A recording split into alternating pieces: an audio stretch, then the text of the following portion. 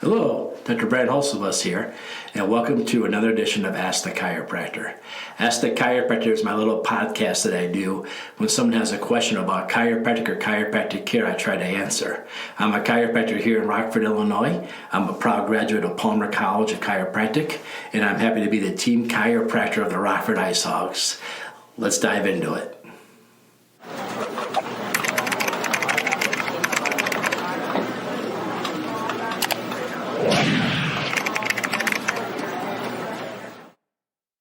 Hi there, Dr. Brandt. Welcome to another episode of Ask the Chiropractor. So today I had a friend of mine reach out to me about somebody they know, a coworker or another friend. And then a lot of times, as a joke is when you call the doctor and you say, hey, I'm asking about a friend of mine, we actually know it's about you. But in this case, it's just kind of fun to say that.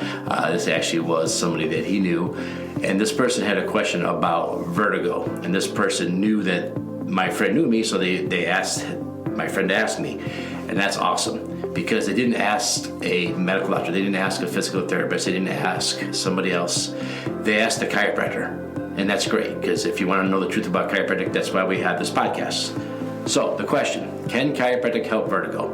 Well, I'm going to go back and try to answer this the best way I know how to answer this because in some cases we can help vertigo. And let me explain how this works. You see the top two bones in your neck. The first one's called C1. We call it the atlas. And we call it the atlas because in Greek mythology, Atlas carried the earth, right, on his back. So we call it the atlas because it's carrying the globe, the skull on top of it. So we have the atlas vertebrae. The next one we have is called the axis. The axis is a pivot point for the atlas, so you can turn your head and tell people no. The C2 sits there, and the C2 is a very unique body. The axis is a very unique body because it has what I like to call a little tree stump sticking up called the odontoid process.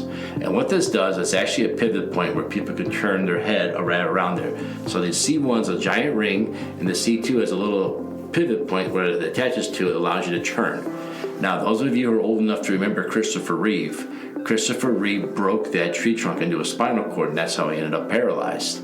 So this is a very, very important neurological area. This is also the area that Dr. Palmer, for many years of his life, argued is the only place you actually need a chiropractic adjustment. You see, Dr. Palmer knew about the righting reflex and how the body reacts. Again, the righting reflex says that my eyes always stay level no matter what. So if I kick my middle back, I will always try to level off somewhere else to keep my eyes level. I often tease if we had a camera on people, a slow motion camera, and somebody knocked them down on the way down, you'd be surprised the way your eyes stay level almost the entire way. Those are the muscles in your upper neck. These are the most highly innervated muscles in your entire body. They have 273 neural connections per square millimeter as compared to 70s in your TMJ to give you an idea. So these two bones move a lot. These two bones are involved in a lot of different things. One of the things in this area is called the vagus nerve. The vagus goes everywhere, basically, generically speaking, from your neck to your belly button, and it's in charge of turning fight and flight off. You've all heard of fight and flight, the response that when you're under danger, fight and flight kicks in. So vagus nerve is the one that kind of turns all that off and helps you go back to being healthy again. People have vagus nerve problems. A lot of times their blood pressure goes up and it stays up until they sleep. They also have poor quality of sleep. You adjust the top two bones in the neck, the vagus nerve gets happier, and then they go able to get out of fight and flight better and they're able to heal and repair themselves better. So Dr. Palmer started an entire division of chiropractic based just on these two bones, upper cervical care. And that's the very first adjustment we learned at Palmer College, how to do a toggle recoil adjustment on the C1, C2. It's a very precise and exact adjustment on those two vertebrae and those two vertebrae only. And that's the first adjustment we learned when I went to Palmer College. And today that's still taught at Palmer College, and that's a staple of Palmer College, and I don't ever see it going anywhere. So today sometimes you might see me walking around the clinic carrying this giant metal headpiece in my hand, and that's what we're doing with that. We're using that for upper cervical care. So when people have upper cervical problems, besides the things I talked about before, the blood pressure and maybe problems sleeping, another common problem when people have upper cervical issues is balance or vertigo. So if you have balance or vertigo, can chiropractic help me? Well, so if your top two bones are misaligned and we adjust those, certain people with certain types of vertigo do get better. Now, there's lots of different reasons people have vertigo. It can be all over the place. Does chiropractic fix all of them? Well, I will tell you that people have come to the chiropractor with severe vertigo, gotten chiropractic care, and not always gotten relief from vertigo. However, there's a lot of people that go to the chiropractor with vertigo, get adjusted, and feel a lot better afterwards. So what we do is we go in there, we adjust those two bones. Now, how would we know if you're a candidate for this or not? We don't want to just see you like 30 times and tell you, well, maybe if you just do it one more time, it'll go. Well, this is actually a pretty easy way to figure this out. All we do is we take some x-rays of your upper neck. You'll come in the chiropractor, you'll stand up nice and tall. We'll have you open your mouth really wide because your teeth actually block the x-ray image. So you'll stand there and you open your mouth real wide, and we'll take the x-ray and we'll be able to see your C1 and C2. In the x-ray, C1 and C2 are very, very easy to diagnose. In the C1, we have these two big masses on the left and right side. If one of them is larger than the other one, then we know it's rotated. It's larger because when it spins, it's an optical illusion of looking larger. Then the next thing we look at is we look at that tree stump at C2. At that spinous process, the little bump you feel when you rub someone's back is not dead center to that tree stump. It's shifted left or it's shifted right. Then we know that there's an issue there, and we know this is an area that we can improve.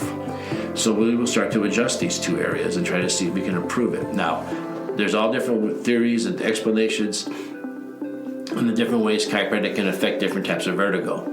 One of the ways that we do is we help with the blood drainage coming out of the skull. So if you have a misalignment up there, it can literally cause to clog the dam of the stuff trying to come out. And if we move that, a lot of times what happens is now the venous flow comes back. That's how we help with lots and lots of headaches.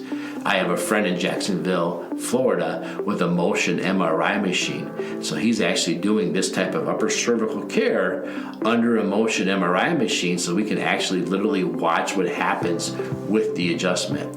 I think that's cool, but I'm kind of a nerd. So he does the adjustment. We watch the venous flow come out of the skull, come out, the blood that we've already used removed from the skull, and we watch people's vertigo improve with that. The other thing that happens when they've done this adjustment up here, we've also seen the midbrain, the cerebellar tonsils, to be very specific.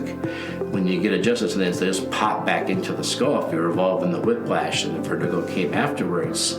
And we've actually been able to witness this happen, which I think is really cool. And then what happens when we do this is the spinal fluid gets drained. A lot of times people will come up and they'll be a little, ooh, boy, you really got my dizziness wrong now. And that'll happen, but what we'll notice is that the spinal fluid drain's been returned, and we see this a lot with concussions, by the way. So if you've had a head injury and you're experiencing vertigo afterwards, this one you might be suffering from. But again, we can see this on the x-ray, the misalignment up here, whether or not that's a potential. Another area we'll do, I learned when I did my pediatrics course, is we can do what they call a cranial adjustment. We just put a little pressure behind your eyes in a certain pattern. It's not like we're going to actually thrust into your skull. We just put a little pressure there. We're able to move things around too that could be affecting the bones inside your skull, shifting left, shifting right. That can actually put pressure on your inner ear, causing the vertigo. Another common one that we see here a lot is benign positional vertigo, meaning that when I'm standing up nice and straight, I go down and I come up, and whoa, everything's off, and I move my position from laying down to standing up, turning real quick. This has a lot to do with crystals in the ears. So this is one that here in my office that we'll do a couple of neck adjustments on you, and then we will refer you to a physical therapist to help work those crystals out. This is a common one that we see again after a trauma or just over time, because those little crystals start to accumulate over time. So there's lots of different types of vertigo, lots of different ones we help. Now, most chiropractors should be able to show you those two bones misaligned to be able to demonstrate why you'd be a good candidate for upper cervical care, and hopefully that upper cervical care can help relieve some of the symptoms of vertigo. Is there an adjustment that we say we do this and vertigo will go away? No.